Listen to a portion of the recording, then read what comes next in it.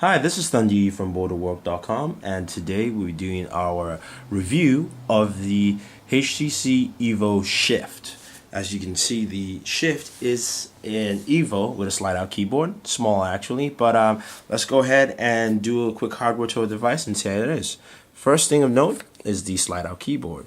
It's actually a full fleshed-out QWERTY keyboard. You can see it's a 4-row keyboard and does have a directional pad in there.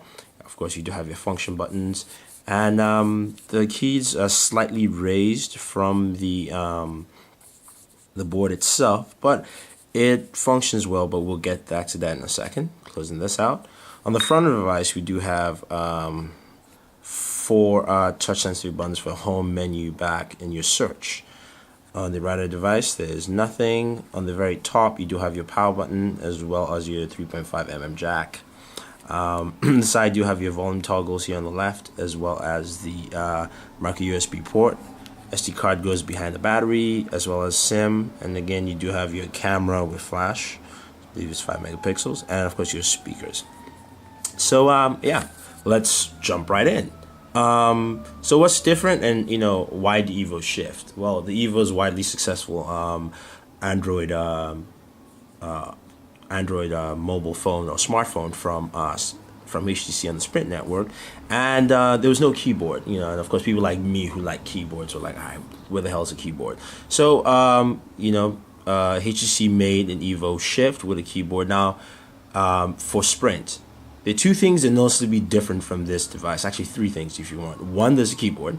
2, there is no front-facing camera as you do have with your regular EVO. And 3, it's actually smaller. So the EVO has a 4-inch screen. This has I believe, a 3.7-inch screen. I have to just clarify that. But so just taking a look at the device, it runs pretty well. It runs pretty fast. It's your traditional HTC Sense UI.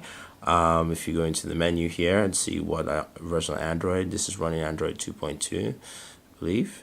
And we go into phone identity, software information, Android 2.2. So we do have that here. Again, like I said, it is running Sense UI, so it's very similar to what you have with the EVO as per operating system and use-wise.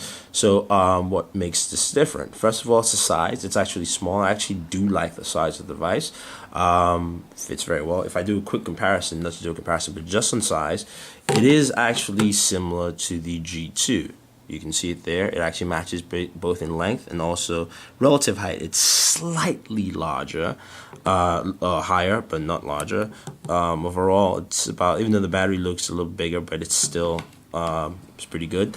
The keyboard, how this keyboard functions. The slider, it's a little funny because there really is no indentation except for where the battery, where the volume toggle is. So that actually helps you notify where you can push out.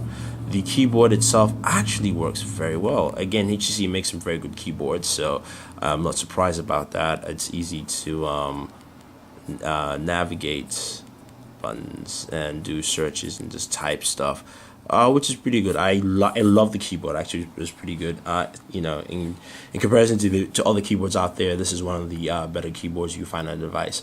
The lack of the front-facing camera, will be felt if you're one of those who actually does a lot of video chat and stuff like that, which you will miss. But overall, as a device, it actually functions well. Functions just like the EVO. So everything you love about the EVO, you love about this also. If you love a keyboard, this is even better. It's actually smaller, so it's a little bit more portable, which I actually do like. Again, on the battery side, battery life, it's slightly better than the EVO, not that much. So I didn't see a huge improvement there, but overall I did like the way it handled. I like the way that the keyboard felt, and it literally the main thing about this device is the size and the keyboard, and those things to me worked out very, very well. So if you are on the Sprint network and you want a new Android phone and you're looking for something with a keyboard, this is perfect for you. If you don't want something too large, if you want you could say a regular size Android phone compared to the 4 inches and 4.3-inch screens, this is actually a phone that works very, very well. I do like, again, like I said, the keyboard functionality I think is great. One thing I did notice, whenever I try to close it back, if you don't snap it all the way, you always end up having the keyboard open this much. So just a side note because its slider has to go all the way through and you hear it snap. So it's something people should take into account. Overall, I said it's a solid device. Like I said, my pros on it are basically the keyboard is great. The size I do like, and it functions just as the EVO, and also it has 4G on there, so it's a 4G device, so it's great. My cons: the battery life is pretty much similar to the EVO, so that there really wasn't any improvement there, and there is no front-facing camera. But overall, it's a solid device and a definite buy, I would say. So yeah, if you guys have any questions, any comments about the EVO Shift, let us know. Don't forget to subscribe to our YouTube page, our Twitter page, our Facebook page, and also hit us up on the website. It's Bored at Work, 2 O's. So this is Thunder from Booredatwork saying thank you and always enjoying entertainment.